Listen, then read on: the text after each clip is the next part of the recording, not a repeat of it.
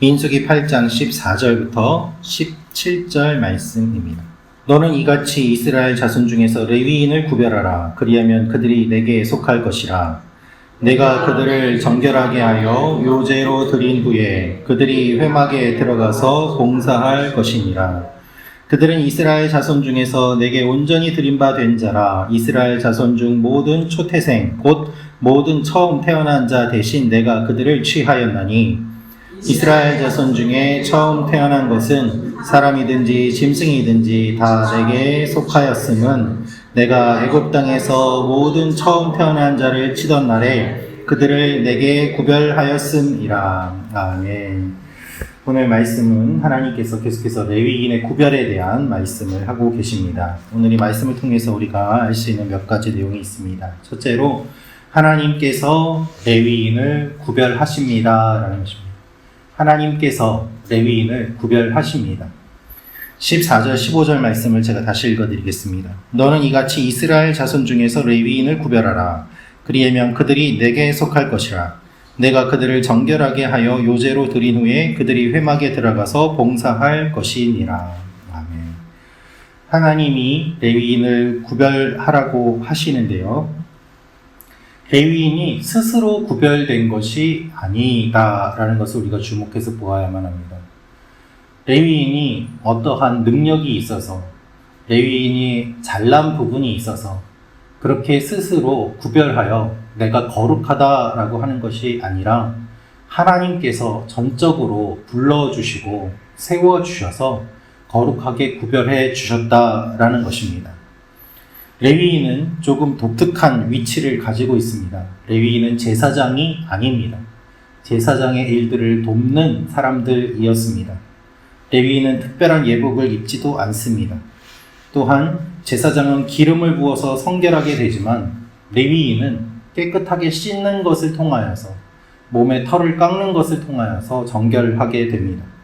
이들은 회막에 들어가서 봉사의 직무를 수행합니다. 하나님께서 제사장만 세우시는 것이 아니라 그 외에 여러 가지 일이 필요한 것을 아시고 이렇게 레위인을 구별하여 세워주신 것입니다. 제사장은 아니지만 거룩하게 구별받은 것은 동일합니다. 그리고 하나님의 일을 하는 것 또한 같습니다. 하지만 이들은 구별되었기 때문에 이스라엘 백성들과는 분명하게 구별이 됩니다. 이들이 하는 일은 무엇인가 하면 성막에서 봉사를 하는 것으로 인하여 이스라엘 백성들과 제사장 사이의 중간 역할을 감당했던 것입니다. 여러분, 우리는 모두 다 레위인입니다. 하나님께서 우리를 거룩하다고 구별해 주셨습니다.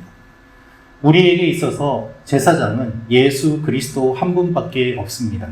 주님이 우리의 대제사장이 되셔서 하나님과 우리 사이를 문을 열어주시고 관계를 회복시켜 주셨습니다. 우리는 레위인으로서 구별된 삶을 살아야만 합니다. 그래서 세례도 받은 것이고, 그래서 어린 양의 피로 날마다 거룩한 삶을 살아가야 되는 것입니다. 우리는 하나님을 믿지 않는 사람들과 하나님을 중재하는 역할이 필요하고, 그리고 사람들을 예수님께로 이끌어오는 역할이 우리에게 주어진 사명인 것입니다. 우리는 사람들을 위해 중보해야 합니다. 그리고 사람들을 위해 중보함으로 말미암아 사람들이 주님께로 나오게 되는 것입니다.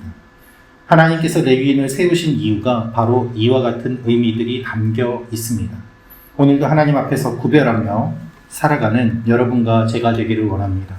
이 아침에 중보하심으로 말미암아 여러분이 중간 역할을 잘 감당해 주시기를 원합니다.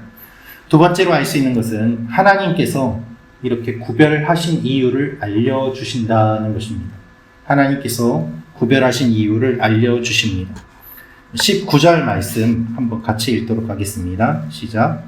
내가 이스라엘 자손 중에서 레위인을 취하여 그들을 아론과 그의 아들들에게 주어 그들로 회막에서 이스라엘 자손들을 대신하여 봉사하게 하며 또 이스라엘 자손을 위하여 속죄하게 하였나니 이는 이스라엘 자손이 성소에 가까이 할 때 그들 중에 재앙이 없게 하려 하였습니다. 아멘. 레위인은 제사장과 달리 성직이 아닙니다. 구별된 예복을 입은 것도 아니고 단순하게 정결례를 통해서 정결하게 됩니다. 그러나 그렇다고 하더라도 레위인의 일이 가벼운 것은 아니었습니다. 레위인은 백성들을 대신하여 속죄하는 일을 감당하였고 또한 백성들이 재앙을 당하지 않도록 하는 일을 감당하였습니다. 놀라운 사실은 레위인은 성소에 가까이 갈 때에 재앙을 받지 않았다라는 것입니다. 성소는 하나님의 거룩이 임하는 장소입니다. 거룩하신 하나님이 임재하시는 곳에 죄가 있는 몸으로 들어가게 되면 재앙을 받게 되었습니다. 거룩은 생명과 관계에 있습니다. 여러분, 수술을 하는데 수술실이 오염되어 있으면 매우 위험하지 않겠습니까? 그러므로 생명과 관련될수록 거룩해야 되고 정결해야 되고 균이 있어서는 안 되고 잘못된 것이 들어와서는 안 됩니다. 하나님의 임재가 바로 그러한 것들을 상징하였습니다. 이스라엘을 지키기 위해서 하나님께서는 레위인을 구별하셨고 이 레위인들을 통하여서 그들 중에 재앙이 없도록 사람들이 함부로 성소에 가까이 나오지 못하도록 레위인을 따로 구별하여서 이와 같은 완충 역할을 하도록 해주셨다는 것입니다. 죄에 바로 노출되지 않도록 하나님께서는 한 번 더 보호의 층을 만들어 주신 것입니다. 여러분, 아브라함이 소돔과 고모라를 위하여 기도하였습니다. 그가 그렇게 기도함으로 말미암아 하나님께서는 그의 기도를 들어주셨습니다. 소돔과 고모라가 멸망한 것은 아브라함이 기도를 안 해서가 아니라 아브라함은 구하는 기도를 하였지만 의인이 없었기 때문에 멸망하였던 것입니다. 우리도 하나님 앞에 아브라함처럼 기도해야 됩니다. 먼저 구원받은 사람은 먼저 구별된 사람이기 때문입니다. 먼저 구별된 우리가 하나님 앞에 더 많은 사람들을 구원하도록 기도하며 나아가는 오늘 하루가 되기를 원합니다. 세 번째로 알 수 있는 것은 하나님의 일에는 나이가 상관이 없습니다 라는 것입니다. 하나님의 일에는 나이가 상관이 없습니다. 25절, 26절 말씀을 제가 읽어드릴 텐데요. 50세부터는 그 일을 쉬어 봉사하지 아니할 것이나 그의 형제와 함께 회막에서 돕는 직무를 지킬 것이요 일하지 아니할 것이라. 너는 레위인의 직무에 대하여 이같이 할지니라. 오늘 말씀을 보면 레위인의 사명이 25세에서 50세까지라고 말씀하십니다.